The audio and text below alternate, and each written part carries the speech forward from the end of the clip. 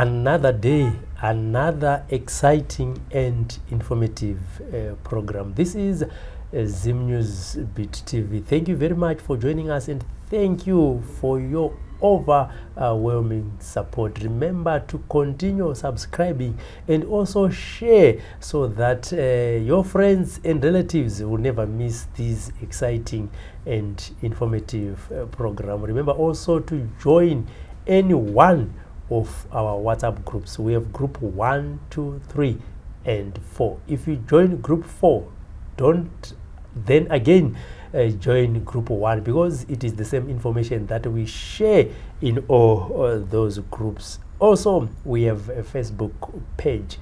Continue to support us and also to like or follow that page on our Facebook page on Facebook. Nastiri kupi nastiri muno mu studio umu matati ayo nguva yarebesa regai timbotsvaga mumwe murume vamwe anotaura vachiti aya murume wezvemweya. Murume akasarudzwa murume anoziva Mwari, asi mukati meupenyu hwake akasangana neimwe nyaya ndinovimba vakawanda. For the past 20 years it has been topical. Pane zvimwe zvinhu muupenyu zvinogona kutarisirwa kunzi izvi zvinofana kana kuita kuna Robert, ende kana zvichinge zvaitika hazvishamisike. Kozoita zvimwe zvinhu zvinonzi izvi hazvifanira kunge zvichiitika kune munhu waMwari.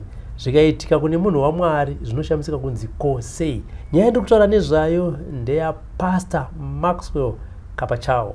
Pastor Maxwell Kapachao ndiye mufundisi wekutanga kubuda muno muZimbabwe achiti zvamuri kundiona inini ndiri kurarama neutachiona hweHIV. Vakawanda vakashamisika vati zvinoitika kune munhu akadai zvazodii.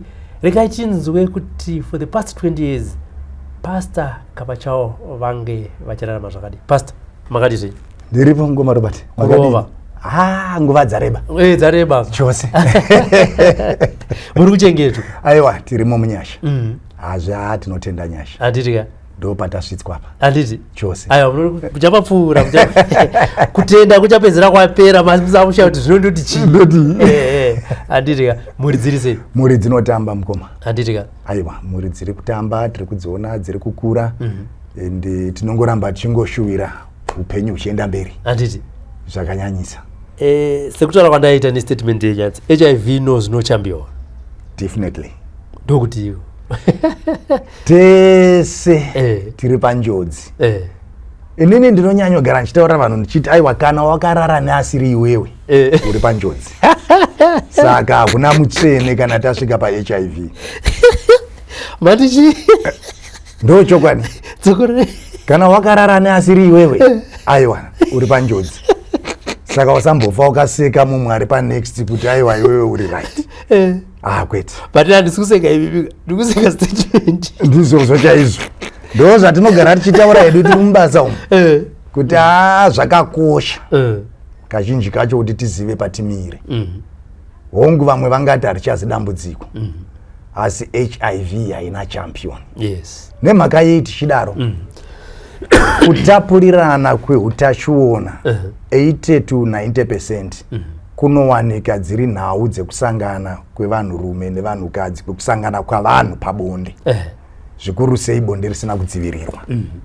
Saka pane vanogona kuzviti sei. Poita vamwe vanoti hakuna zvakadaro. But that's real. HIV is real. And tese tiri vulnerable. As long as we are still sexually active, as long as we are engaging, and as long as tichiri sexual active, no one is safe.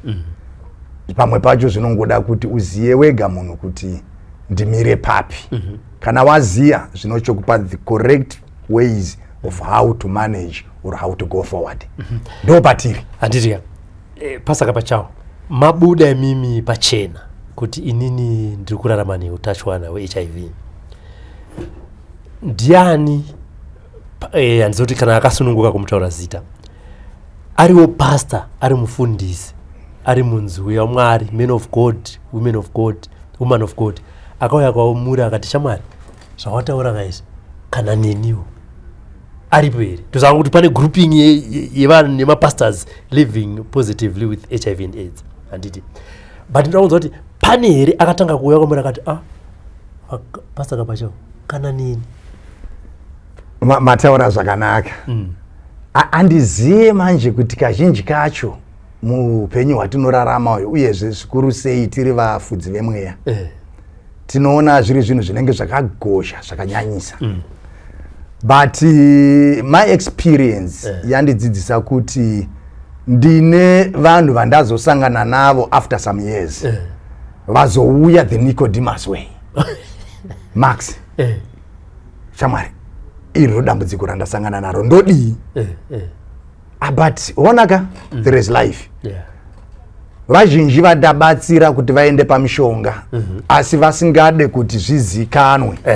vachityirawo zvekare nhau dzine chekuita nekubasa kwake dzine chekuita nechinamato chake aziona kuti aiwa zvizhinji zvinozotera chatoda kutanga takupa upenyu so ndo panouya nhau yedisclosure kuti aiwa zviri nani ndizvinwire mishonga yangu ndakanyarara zvisingatozikanwe nevakuru zvisingatozikanwe kunyange newe pedyo ndo pamwe panotiomera iyesu vamwe vanhu vanoita zvecounseling nokuti itsindidzo hadzigare mwana mbiri zvino kana munhu atokuudza chandaitongogona kuita nanhasi chandinoita kubatsiridza munhu kuti ararame awane mishonga yake upenyu huende mberi asi pachokwadi chaipo handina kana one akauya akati zvamaita izvi neniwo ndingada next time kana pakaitika umwe mukana tizombova vaviri timbotaura kuti tiri vafundisi asi aya ndo mamiriro atakaita tiri kurarama neutachiona aiwa hakuna asi vanouya zvavo vachiti ndo zvandaita izvi ndo zviripo ndo zvawanika izvi tibatsirei asi musataura aiwa tinavo vakawanda chikonzero pastor chakaita kuti mubude pachena chii riri gore ripi kana muchiri kurangarira regai nditidzoke pamashure ndarwara muna 2001 zvakaitika kudzamara kereke yandaishanda nayo ikabva yandi offload taiwa ndichazi chibetsero paidiwa mupenyu and kwavari ndofunga zvakanga zvatoregister kuti we are done with Max 2002 ndo pandakazotestwa urwere hwangoramba uchingoita zvema on off ndokuchionekwa kuti no muropa rangu mawanika utachiona hweHIV nemazuva iwayo yakanga ziri HIV waitongonzi une AIDS mazuva iwayo kazati ndobvudzi rabva raerera aiwa bvudzi rakaerera bvudzi rakaerera zvinowanika zvikawanika zvimwe zvacho tikambonzi vane magoodbye tikambonzi yowe upenyu hwakanga huri so short lived hakuna chimwe chinhu chaigona kubatsira nguva iyoyo ndaziva muna 2002 zvakabva zvaita sezvinonzi ndo paperera upenyu ipapo because definitely hakuna chaivepo chaigona kutibatsira zvikaita kuti chakabatsiridza zvakanyanya ndo mazuva atakanga tazopinda muzvipoka zvemasupport groups mataipanana psychosocial support mataisimbisana tichikurudzirana kuti aiwa tinogona kuenda mberi but zvakanga zvisiri nyore zvekare nokuti munhu unenge wakatarisa your position and your status mucommunity zvinomufundisi zvino zvazodai saka ndopanotangira futi yatinoti self stigma hausununguke iwewe pachako ndokutanga nestigma iyoyo wozoona kuti aiwa nhamo yandinayo keika haisi kutarisa title hainei netitle yemunhu hainei nekumira kwemunhu mucommunity asi nhamo yekuti nehondo yekuti aiwa kana ndikawana vaviri vatatu vekuramba tichigovana navo tichisimudzirana tichisimbisana aiwa tinokunda rimwe remusi so padaro zvanga zvakaoma tafamba kudaro 2005 remember 2005 in June ndo pandakazoiswa pamushonga. Okay. Nokuti mishonga muZimbabwe yakatanga kuwanika zvishoma nezvishoma kunana 2004. Handi vanhu vese vakanga vane mukana nemishonga iyoyo. I remember tichienda pama waiting list yekuti tipihwe mishonga, paitaswa zvinhu zvakawanda, zvinhu ma CD4 count yako yakakura, saka ukodzere kuva apa chimbomira chimbodai. So ndakazowana mukana muna 2005. Mukana ndakazowana, but ipapo nyama dzanga dzarema, dzanga dzaremerwa. Bhutsu dzanga dzirupeke. Waifamba nemapush. Kumuvha kubva point A kuenda point B, zvakanga zvarema. Of course hapo pakanga paizoitika mamwe developments mupenyu hwangu, ndazosangana nevamwe vanhu. Asi ndakasvika pandakanyatsonzwa ndega kuti iyi ndinonzi AIDS manje. Kwete zvaitaurika kumashure zvese zvezvi. Iyi ndo AIDS chaiyo iyi. Ndazotaura nevamwe chiremba vandinoramba ndichitenda nanhasi. Ndo vakanyora tsamba dzavakanyora kudzamara ndazondotambirwa kwandiri kutorera mishonga nhasi. I'm so happy to be part of that grouping. It wasn't easy. Yes. But 2006 aiwa ndatombodzoka kumboita kajaya kasimba kavepo. Ndo pandakazonzi chinhu chanyanyotiuraya istigma. You are a professional person. Zvakadii kuti umbotaura upenyu hwako. But nekuona rwendo rwandanga ndafambawo, nekuona kubatsirana kwataita tiri masupport group yedu, zvinhu zvakambotora about 3 months tichitaura ndichiti zvakanakirei, zvakadii, zvozodii, you know. But finally we encouraged one another with my wife. Gore iroro mwana wedu anga achindotanga form 1, tikataura naye zvekare kuti unozviona sei, unozvinzwisisa sei. Akati no, kana zvichiita kuti zvibatsire nyika yekwedu nevakawanda, please you people just go. Mwana akakutoziva kuti amai nababa ndo zvavari chose. Hatina kuda kumusiya kunze. Ndiye akanga ati kure mazuva iwayo, mumwe wacho akanga achiri mudiki chaizvo. Tanga kuchityira futi kuti since mwana akuenda kusekondari anozotambirika sei, vamwe vana vanomutambira sei, mateachers vanomutambira sei, ari kubva kumhuri yakaita sei. But he really encouraged us. Akati aiwa, inini ndiri right, inini musandityira, inini ndiri right. Kana zvichiraramisa vazhinji, aiwa, just break the silence. Ndo pakasvika kuti titi isusu regai titaure. Tisati taenda public, Pastor. In our previous conversations, briefly, you said kunyango zvenyu makange matestwa ndokuwanikwa kunzi HIV positive. The biggest letdown that you did not expect was the treatment that you got from the church. Definitely. Church is a place where we seek salvation. Church is a place where we preach peace, love, and harmony. But pamaka disclose kuti this is my situation now. The first discrimination came from the church. Let's talk about that. How did you break the news to the church leaders? How did they treat you? For me, I thought I had a one-on-one discussion with my bishop. And tichitora pakurwara kwandanga ndaita. Tichitaura kudaro, baba ndo zvawanika. I had all that confidence, I had all that hope that no, ndiri mwana wavo pamweya. Ndiri mubatsiri wavo pabasa. Ivo ndivo mukuru, ndo baba vedu. Ndiye munhu wandakatarisira kuti aigona kundinzwisisa, uyezve zvaigona kundibatsira kuti no mwana urwere ndihwohwu ndo zvavepo. That was my biggest letdown. When I shared my life, when I shared my sickness with my bishop, it turned out not positive. It turned out very nasty, very negative.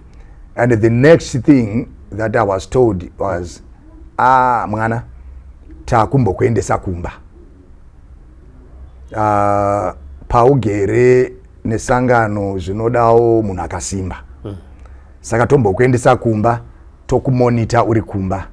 Tomboisa mumwe munhu mupenyu nokutiwo pa imba yamuri kugara inobhadharwa marent house and zvinhu zvinoda mari zvakati wandisei, saka zvinoda munhu mupenyu. That was from my bishop. Hey. This is coming after I had disclosed to him. Yes. Zvakanaka, tatakurwa nerori nezvinhu zvedu, tadzoswa kumba. Tadzoswa kumba kudaro, nenguva ndaiti ndaenda kuchipatara. Ndanyorerwa mishonga yandanyorerwa. My first port of call was my bishop. Yes. Baba nhasi ndaenda kuchipatara, pane mishonga yanyorwa yakadai, hatina mari. Wainzwa vachingotiwo, mwana tazvinzwa, tichakunamatira nesu hatina mari. Until today, I just wonder where that love which we always talk about in the church. Kana rikashaika, that love ikashaika pakadaro. Saka adzimai vangu akasvika pakuti, shamwari, can't you see these people? Now they've got nothing to do with us. Yes.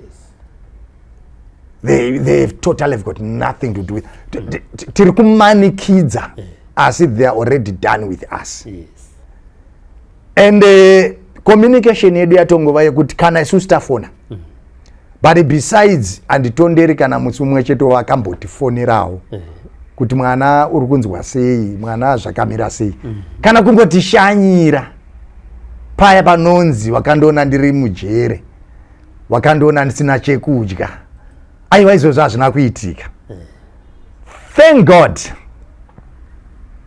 Down the line, I think around 2008, one day ndinadzimai vangu tiri muno mutown. Takaona mota yaBishop edu yakapaka paHarare main post office. Then I said, iyo imota yababa iyo. Kanza how do you know ngati iyo mota ndoiziya. Vatatenderera vataenda kuindora drive. Definitely. Baba. You know what? Bishop and Amai, they were shocked. They were anizoti yakanga iri shock ere, yakanga iri embarrassment ere.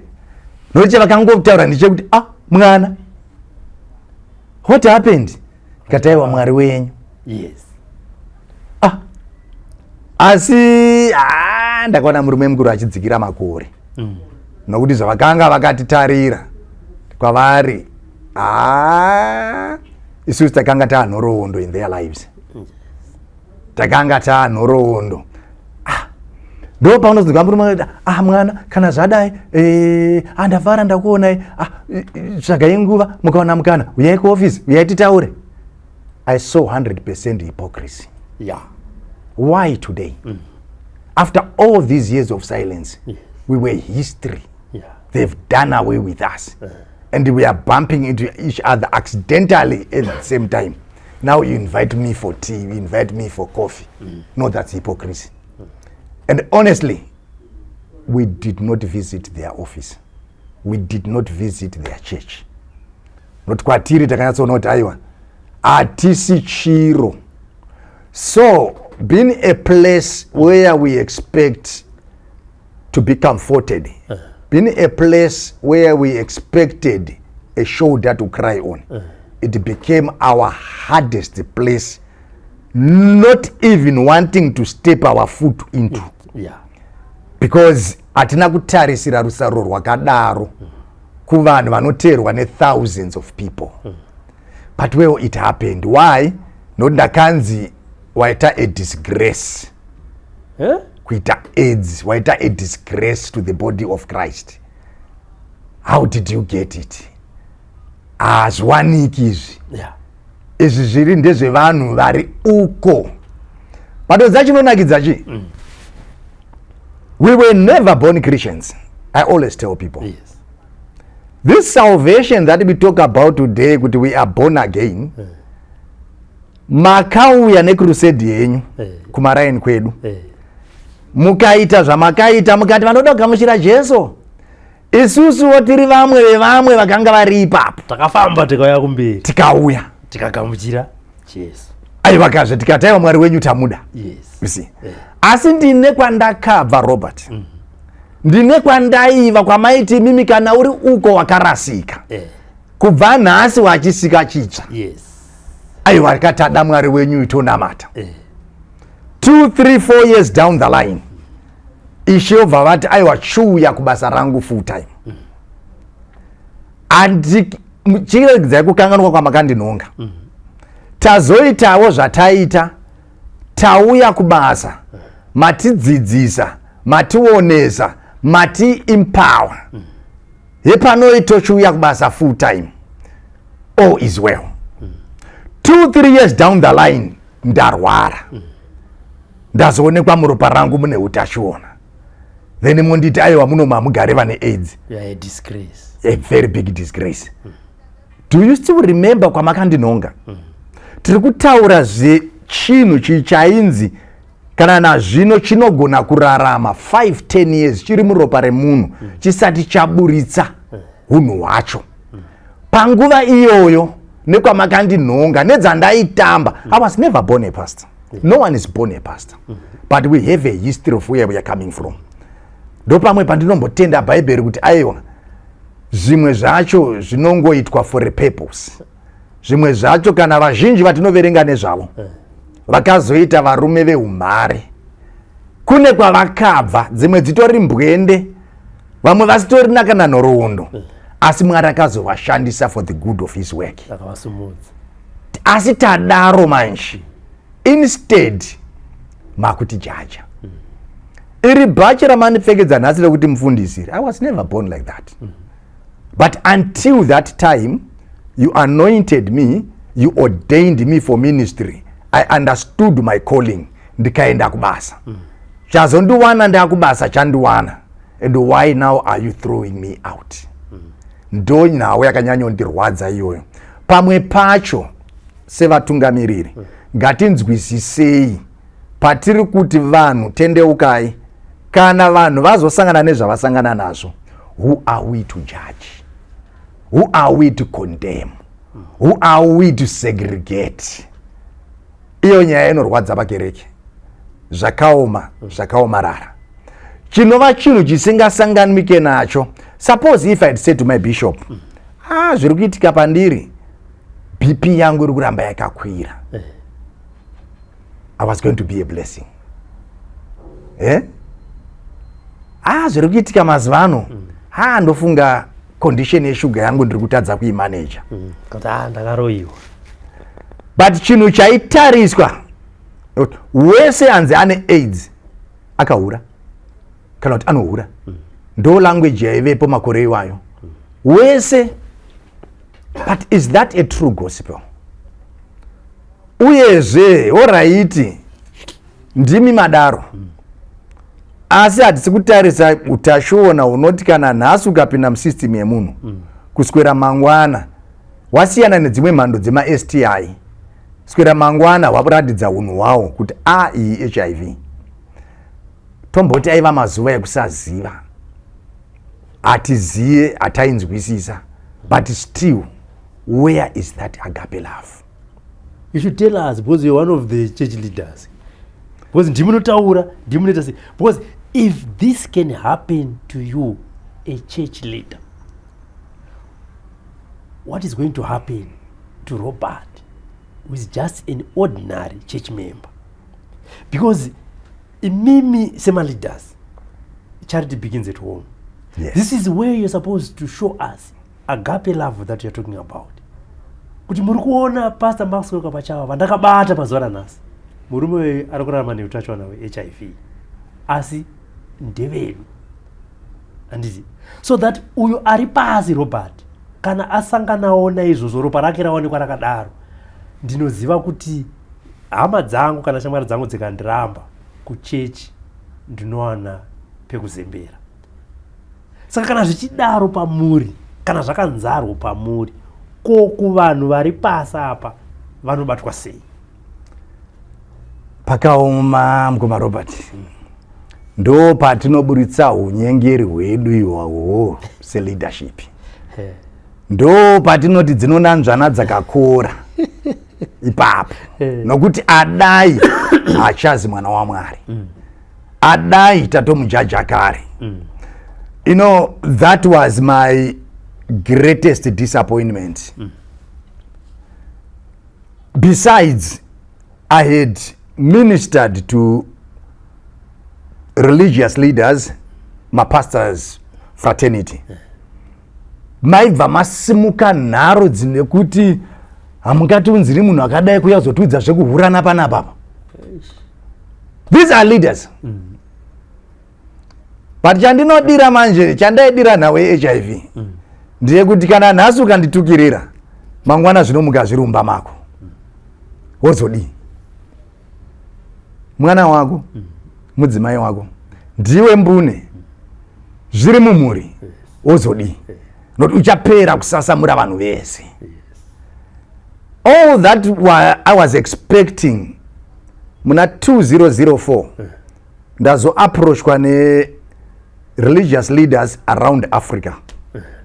Max, can you start a network yama religious leaders living with or personally affected by HIV and AIDS?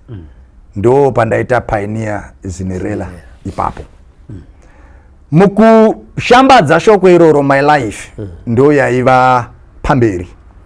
Ndichitaura nevafundisi, ndichitaura nezvitendero zvakasiyana kuti aiwa chinhu chatinacho nhasi knows no religion, asi isusu sevanhu vanoswera nekugara navanhu tadi kuva neruzivo kuti tigone kuzobatsirana nemamembers edu. Still, the Christian faith where I belong today was the hardest to grasp this message. The Christian faith was so judgmental. Wesi vamwe susu, we are coming from that background of Holy Ghost filled ministries. Waibva watonzi idemoni, hakuna chakadai.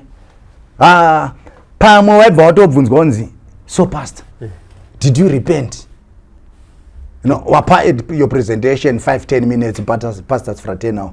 No, gentlemen, ndakamira ndakadai zvakadai. You open up to the forum. Yes. So mfundisi, saka makatendeuka. Kutendeuke naye mudikani. Kutendeuka kuti mune AIDS. Anoti no. AIDS inowanika nemasinners chete. So did you repent? That was the message that time. Then I can imagine munhu iye akagona kutaura kudaro tiri pa same level as leaders. How much more pakazouya iwewe hako mwana wesanga kuti mfundisi inini ya we are talking of some years back.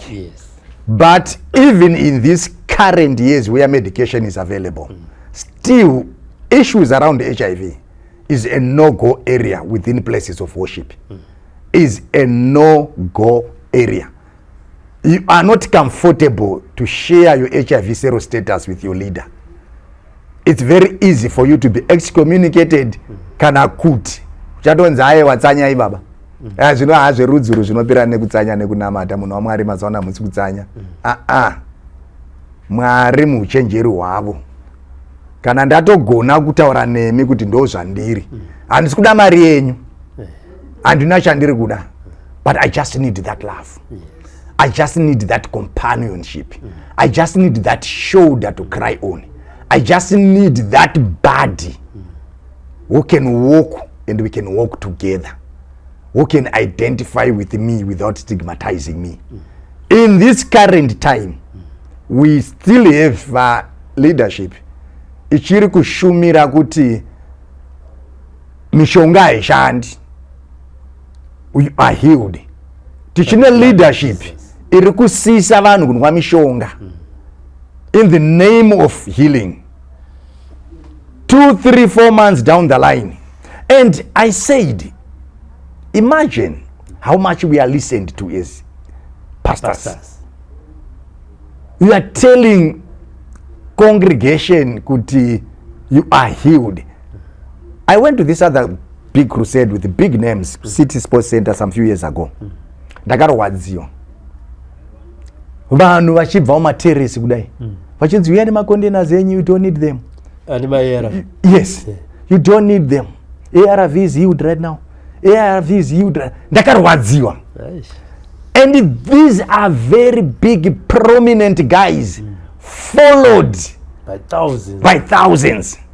Magaba achikandwa kudai, magaba achikandwa kudai. Nai Mwari ana kungoerekana magaba kaya. This is taxpayers money. This is donor money. And now you are coming with your gospel and they tell these people kuti vasiye mishonga. 2-3 years down the line, not years again, within a space short of time, we have these people right down. Lucky if they make it. Vazhinji vanofa in the name of gospel, in the name of the prophet vataura, in the name of the bishop vataura. No guys, let us be real.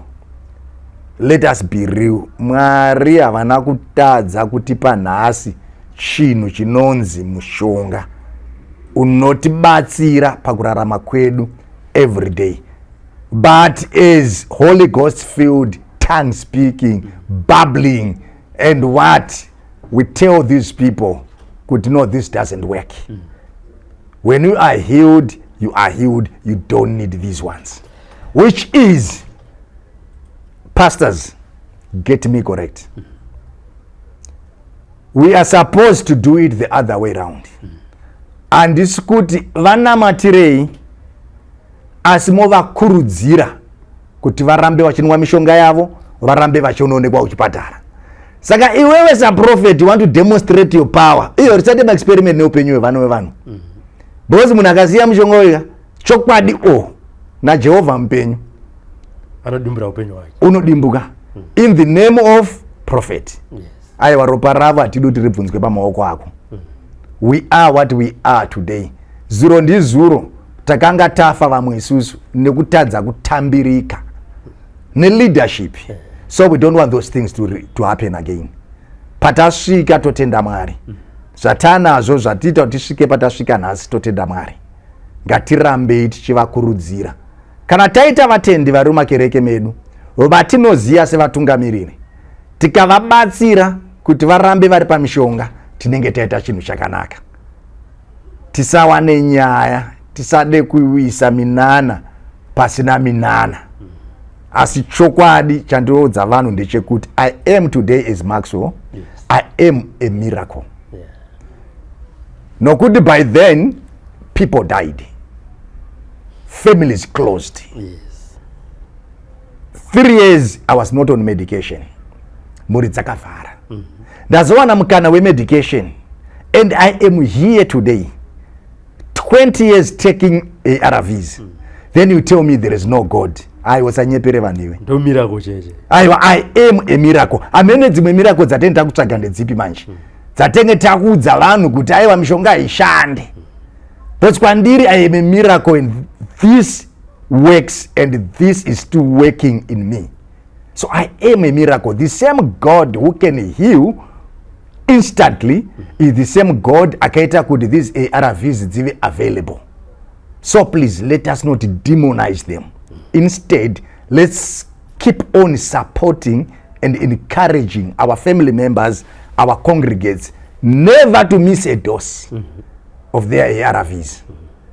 But ukadaro manje vana havazoni simba rako samfundisi ende vana havazoni simba rako saprofeti. Anditi, did you musati matakurwa nerori kubva kwamakanga muri muchinosiwa kumba, makashere nevanhu vamaitungamirira kuti zvamunondiona dzimwe dzenguva ndichimbotadza kuuya kuzomira pamberi penyu, dzimwe dzenguva ndichinzi mufundisi varwara, chirwere chiri muropa rangu ndakazenda kuna chiremba, chirwere chakawanikwa muropa rangu, zvinotaura kuti ndezvimwe zvirwere zviri kubuda pandiri zvinokonzerwa nekuti immune yangu yave compromised.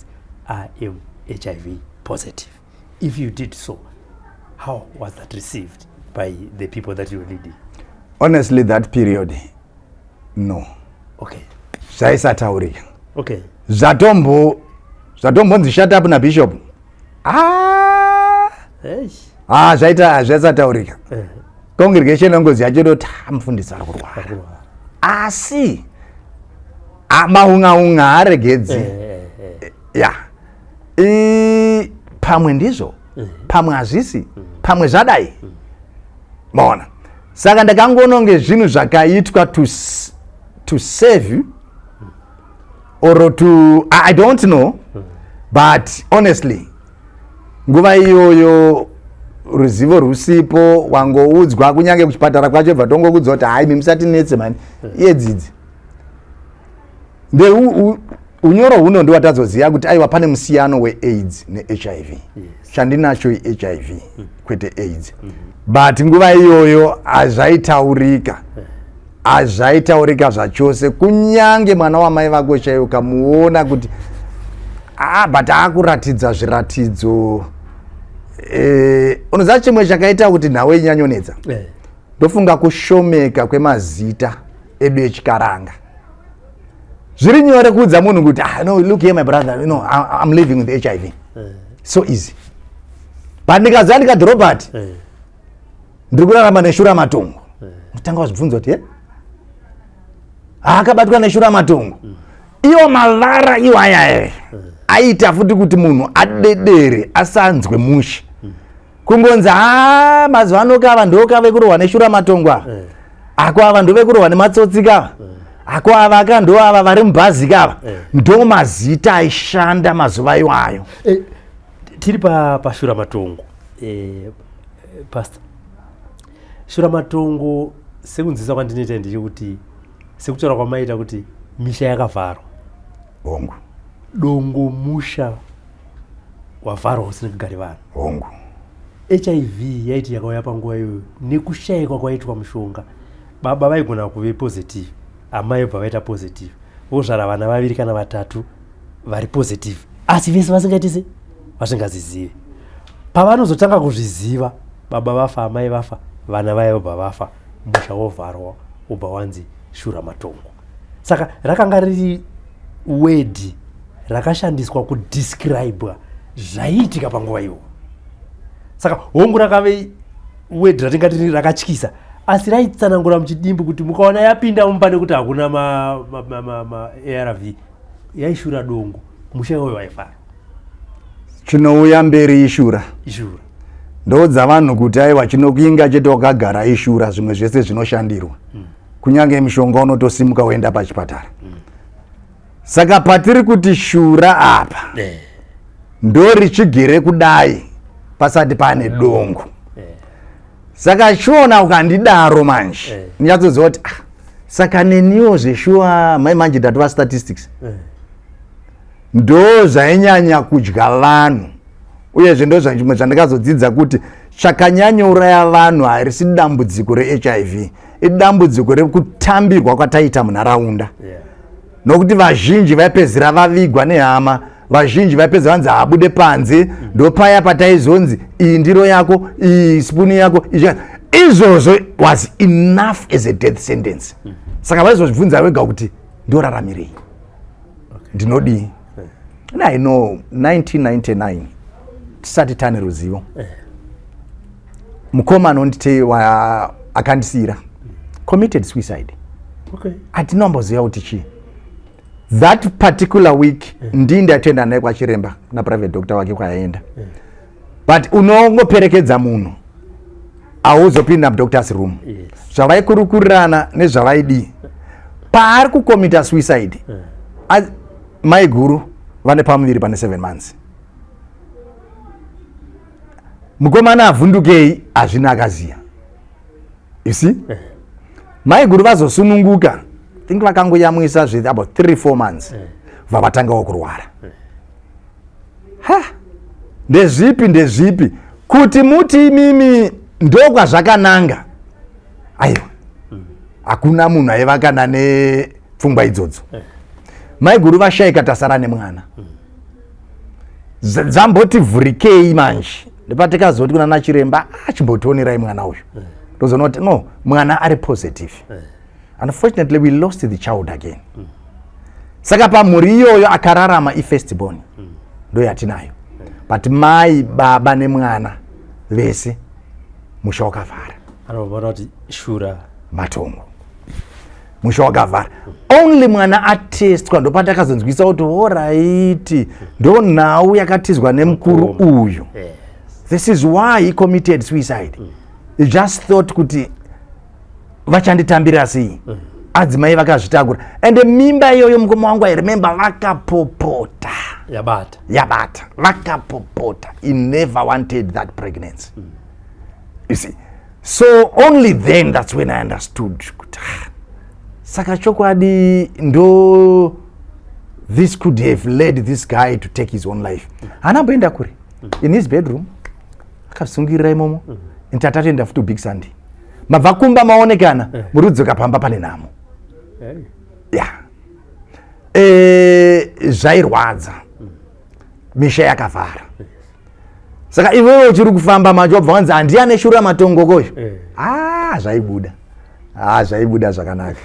So munhu aibva angoramba akazviisa muchikona chake ega. Izvozvo ndo zvaiuraya. Ndo patakakurudzirana zvakanyanya kuti tipote tichisangana verudzi rworo, tisangana edu masupport groups, tichisimbisana, tichiudzana kuti aiwa upenyu hunoraramika. Izvi kuzodzi naye kunzi mishonga akanga ari mafunga zvaiva zvevanhu vari mhiri kwete kwedu kunoku. Saka tinotenda nepatakasvitswa uyezve takazwanawo mukana. Tine vanhu vandinoti nhasi dai akangoshingirira tingadai tinaye pazowanika mishonga iyi. But chikuru chakauraya vanhu inhau yekusaruro, inhau yekusatambirika. Ndo yazoti svitsa ipapo pataiti don't be negative about being positive. Because anyone is prone to HIV. Anyone is vulnerable. You see. Saka nhasi kana uri negative usafungidzira, patinoti isusu test why ukabvunza umwe munhu anenge ari busy kuseka ipapo, when did you lastly test? 2 years ago. Have you stopped having sex? No. So what are you saying now? You see. Now in 2025, we are still in the church. We are still within the Christian community. Do you think, Pastor Kapachao, it's safe? Do you think it will be acceptable for a member of the church to go in front and say, today I have a testimony? For the past whatever years, I've been living positively with HIV, and accept me as I am. And do you think that person will be accepted within the church? And if so, is this happening? It's still a wish. I tell you, my brother, it's still a wish. If we can have such people, and if we can have such ministries today who can embrace and say, no, we are together. We saw over time a lot of churches started these vamanoati my health desk, vamanoati machi. They have these programs, but funny enough, these programs have been designed for the members, not for the leadership. If we are going to achieve and break this silence within our places of worship, it has to start with the leadership. Ndopatakazoona kuti isusu aiwa vatendi vedu, they are more empowered and informed when it comes to issues of HIV and health than the leaders themselves. Nokuti isusu takazviudza nekuzodzwa kwedu kuti aiwa isusu izvi hazvisi zvedu, izvi ndezvevatendi. You see. But are we not dying? Are we not burying pastors? Are we not burying church leaders because of this? Ndozvatakazviudza izvozvo. I wish, yes, it now my health offices within our churches. But if we as leaders, if we take the lead, now iripo, let's take the lead. Mukutaura nezve HIV. Yes. Kuve open nekutaura nekuudza vanhu chokwadi kuti ichi chirwere ichi kana kuti utachiwana uyu hausati wave nemushonga unochipedza kuti asi unokwanisa kurarama nacho uchinwa nekutora ma-ARV. Nokuti ndiri kuedza kuimagina. This guy is a senior pastor, this guy is the elder, and for the last 15 years, saka tanga achitongerwa program nemombo kekeso. Saka handisibone zvinyatsobuda. Handona zvinyatsobuda. But that mindset inochinjika chete uyezve inokwanisika chete kana iyesu mutungamiriri. Tagona tachiti aiwa, enough is enough. Yes, we have done something as a church, but there is room to do better. Let our leadership now, when it comes to this, should be from the front. But takaunza ma programs aya ma churches medu tikati ndiye vana vesangano ndopa zviri kufira ipapo. Ipapo. Saka mwana wesangano wacho futi kunyange nhasi akati no, I have a testimony, is not even sure kuti mufundisi wake achamutambira here. He's not sure. So what does he do? Keeps quiet. Keeps quiet. Mangwana kana zvazoitikawo kuti varwara vazodai vamwe ndivo vaya munozoona vaya kuti zvaitika kuti pazoirazova rufu kana pazodai muzonzi tendi wenyu uyu mozero takanga ari pamushonga moti hatizvizivi. Apati ndimi kana baba nanamai vacho vezvemweya. You see why? So that confidence, hatisi kuti ni vanhu fambai muchitaura shambadzai kudi, asi tiri kuti isusu zvigone kutibatsira uye zvigone kubatsira mumwe wedu. Pano umwe nhasika we have just known that anzi ari positive nhasi atori muconfusion izvozvizvi, asi kutoziva kuti kana akasvika pa kwacho achatangira papi, achaudza sei adzimai, achaudza sei murume, achaudza sei mhuri, ko kuchechi vachandoona sei, ko vachazo ari muconfusion. What message do we have for this person? All these people, all what they want is that assurance and guarantee kuti ndicharamba ndichikukuda Robert sekukuda kwandakuita nezuro ndisati ndaziya zviri muropa rako. And then munhu akasvika ipapo becomes very very very very sensitive. Pane vanodza kuti panapa ndiri kudiwa, panapa ndiri kuitwa lip service, panapa ndiri kumanikidza. Saka iyoyo atidi kuti zvisvike ipapo. That will become a good bed for the HIV to multiply in its numbers and destroy the immune system very fast. Izvozvo. Nanhasi tinawo vanhu vari kufa with HIV related complications. Kunyange mishonga yavepo. Nemhaka yei zviri kuramba kutambirika. Asi anogona kupa assurance yekuti aiwa, kana ukanwa zvakanaka, kana ukadai, that assurance ikabva kumunhu anovimba, zvikuru sei waanotenda, mutungamiri wake wezvemweya, ndichafamba newe, tichadya tese, tichadai. I tell you, after a year there will be a testimony. But tinonetsa nchekuti nekuti vanhu vanotenda mamuri mapastors hamudi kutaura nezve-HIV kumashure, muda kutaura nayo paminana, muda kutaura nayo pakuti ndaipedza. Handimuzvona, hamuna zuva ramakati nhasi ndiri kuparidza nezvenyaya iyi. Handiti nekuti munomu mukereke medu tinogona kunge tichirarama nezvo, asi munozongoti nhasi ndapiwa shoko rekuti vese ari kurarama nema-ARV ari kunwa yaporeswa nezita raJesu, uya nema-ARV akochi ukande mupindu. Ko kumashure uku makambotaura nezvazve? Hamuna, because nekuti shoko rinobva kuna mufundisi nekuti vanovimbuka navo nekereke. Handiti dai makatanga kuparidzira vanhu kumashure uku kuti inwai vonwa, mozovati chirasai, tozotangira ipapo. Asi munotangira pakungoti chirasai nekuti waporeswa nezita raJesu. Demonstration of power. No, this is where we always miss it. Yeah. Sometimes it's so pathetic, even my posters at no nakaiswa lying around. Yeah. All manner of sickness is healed. Guys, at Rambe, there is a God who heals. Yes. God who is our healer at Rambe. But zvimwe zvacho tisape Mwari mhosva. Zvimwe zvacho tisavaise pavasikade kuiswa. zviringoda chete chete your knowledge which is power.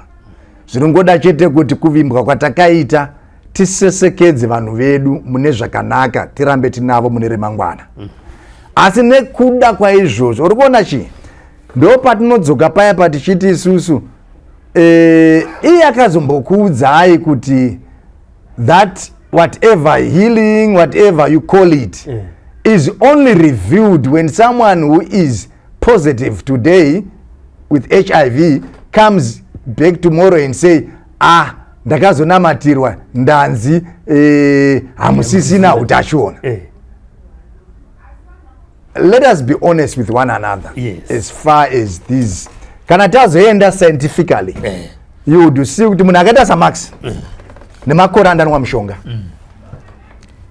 zvichienda kusayenzi zvinongondiudza kuti mukana nhasi wekuti kana ndikandoitwa rapid test yatagara tichiitwa yakatichipira senyika, mukana wekuonekwa ndiri negative wakakurisa. Nemhaka yei, nokuti when they test, they don't test for HIV, they test for HIV antibodies.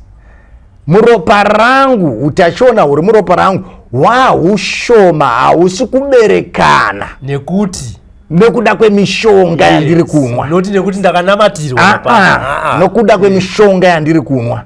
Saka mukana wekuti ma-antibodies iwayo pamuri kunditesta awanike, it's next to nothing.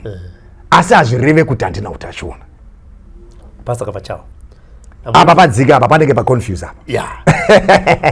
I'm going to give you 3 minutes to tell someone who is in church right now, starting from the men and women of God ari kumira pamberi pechechi zuva nezuva achipa mharidzo dzakasiyana siyana dzekuita mari, dzekurarama zvakanaka nekuita sei.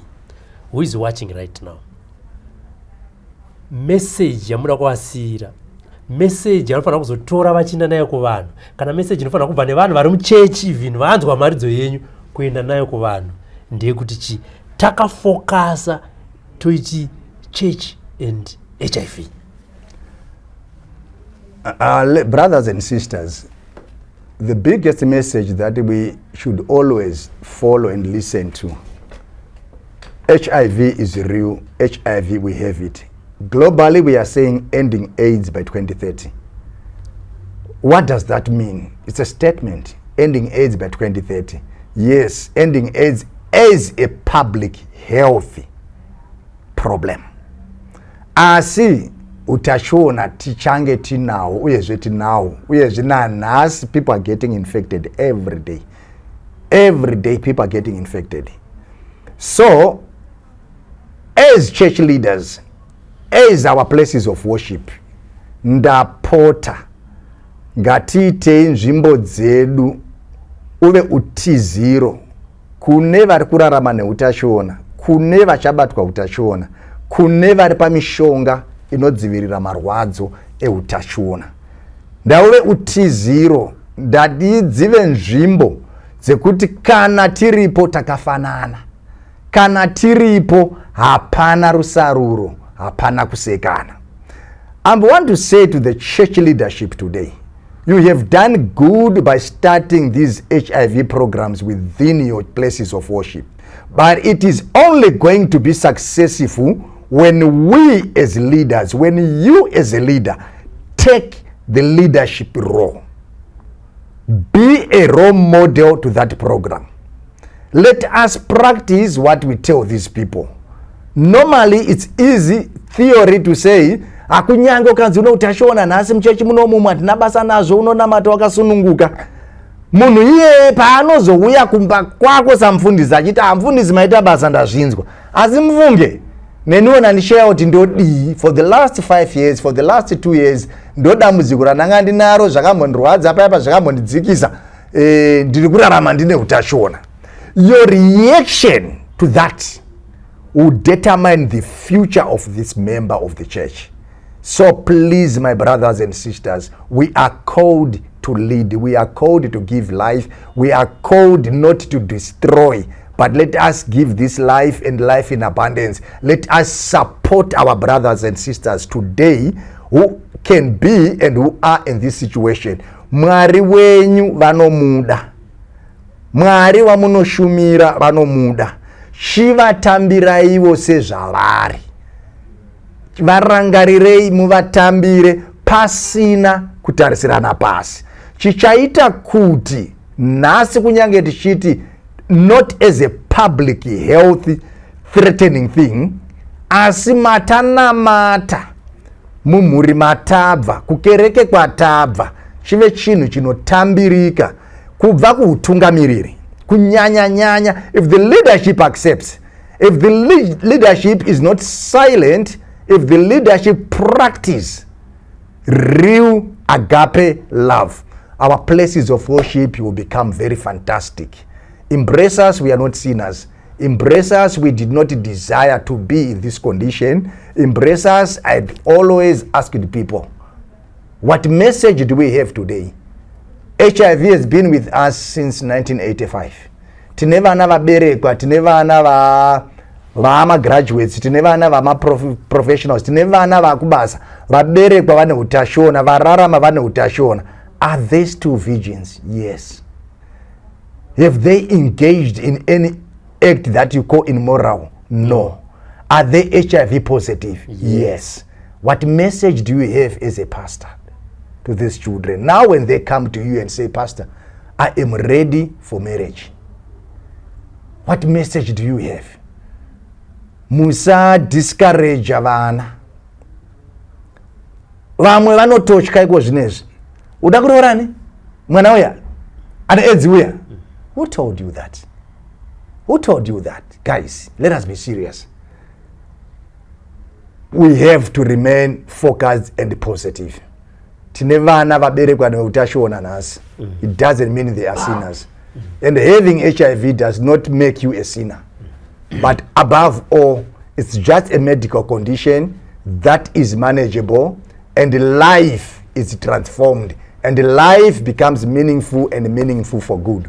Please, let's support one another.